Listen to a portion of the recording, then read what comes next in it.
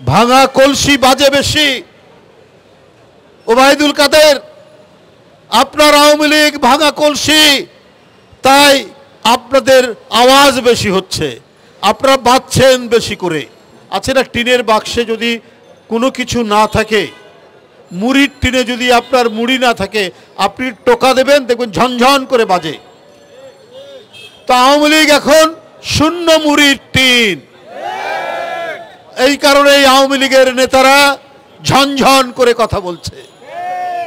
জনগণ নেই, জনসমর্থন নেই, লুটেরা সরকার, তাদের আর বলারই বাকি আছে। আওয়ামী লীগের একজন সাধারণ সম্পাদক আছেন, প্রায় সময় তিনি বকবক করেন, খুব কথা বলেন। আওয়ামী লীগের উনি সাধারণ সম্পাদক। উনার মনে হচ্ছে বিএনপির জন্য তার খুবই মায়া কান্না। বিএনপির ভাবনায় উনি ক্লান্ত হয়ে পড়েছেন। ওবায়দুল কাদের সাহেবের বক্তব্যে এইটা মনে হয়। অনেক সময় আপনারা জানেন, তার এই মায়া কান্না দেখে মুরগির ছানার নিরাপত্তার জন্য যেমন চিল মায়া কান্না করে, কুমির যেমন কান্নাকাটি করে, যেটাকে বলা হয় ইংরেজিতে ক্রোকোডাইল টিয়ার্স, এইরকম কুম্ভীরাশ্রু ওবায়দুল কাদেরের চোখ দিয়ে ক্রমাগত পড়ছে। বিএনপি নাকি দুর্বল হয়ে গেছে, এইরকম আওয়াজ তিনি মাঝে মাঝে দেন। আরও অনেক কথা বলেন, বিএনপি ক্লান্ত, বিএনপি হতাশ, বিএনপির নেতারা বিদেশ চলে যাচ্ছে, এইসব নানা কথা তিনি বলেন।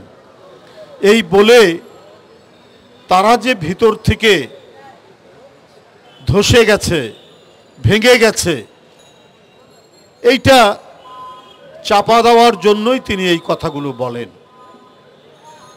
বারবার জনগণের সাথে বিশ্বাসঘাতকতা করা, জনগণের মালিকানাকে ছিনিয়ে নেওয়া, এই কারণে তাদের জনসমর্থন নেই।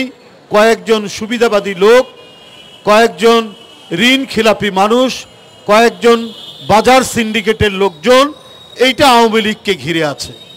তো এরা তো গণশত্রু। যারা বাজার সিন্ডিকেট করে বাজারে নিত্য প্রয়োজনীয় জিনিসের দাম বৃদ্ধি করেছে, যারা ব্যাংকের টাকা লুট করে নিয়ম বহির্ভূতভাবে ঋণ নিয়ে যারা বিদেশে টাকা পাচার করেছে, যারা সন্ত্রাসী করে অন্যের জমি জায়গা দখল করে, এদেরকে তো জনগণ পছন্দ করে না।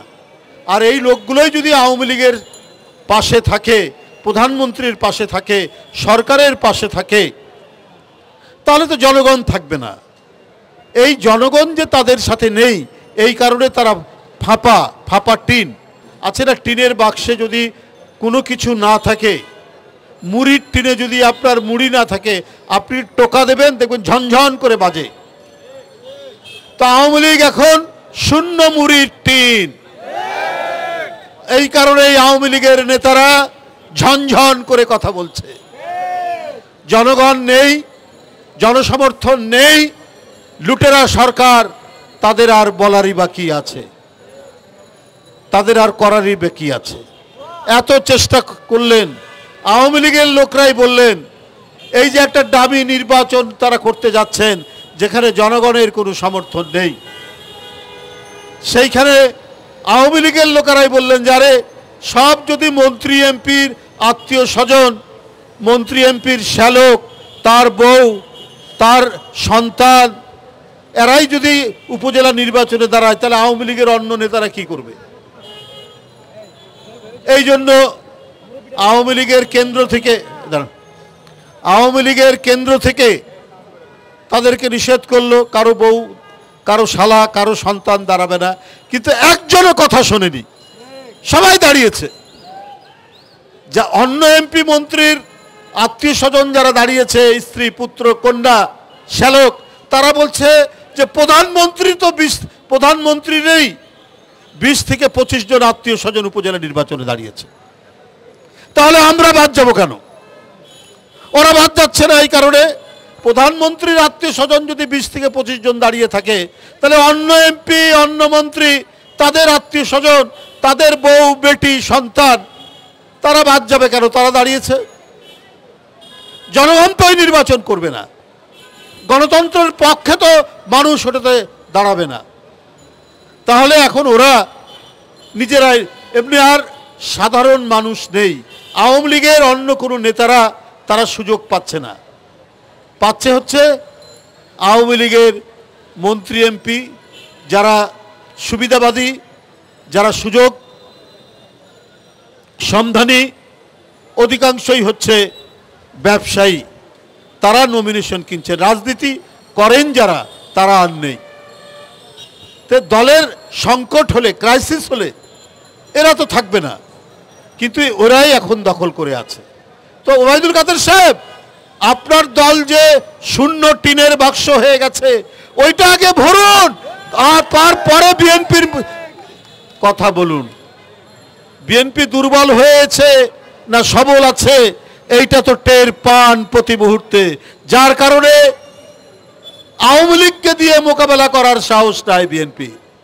এই জন্য আইন শৃঙ্খলা বাহিনী, পুলিশকে সাজিয়েছেন, রাষ্ট্রের পৃষ্ঠপোষকতায় জনগণকে স্তব্ধ করেছেন, জনগণের গলায় দড়ি দিয়ে বন্দি করে রাখার চেষ্টা করছেন, অপচেষ্টা করে আজকে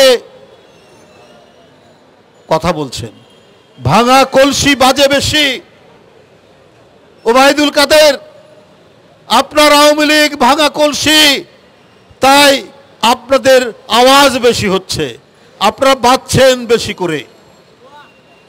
আর কিছু করার নেই। কি করার থাকতে পারে?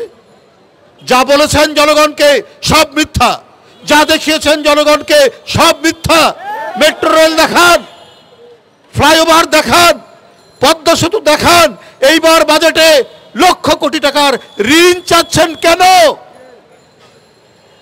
জনগণ যদি আরামে থাকে, জনগণকে তো আরাম দেননি, তারা আরামে থাকতে পারছে না কেন? আর জনগণকে শোষণ করে গলায় পা দিয়ে আপনি বিদ্যুতের দাম বাড়াচ্ছেন, বিদ্যুতের বিল, গ্যাসের বিল, পানির বিল। একজন আমাকে বলেছেন, বাড়িতে ভাই একটা এসি চলে আর 2-3টা রুমে কয়েকটা ফ্যান, এই জন্য এইবার 35,000 টাকা বিল এসছে। আপনারা প্রত্যেকেই জানেন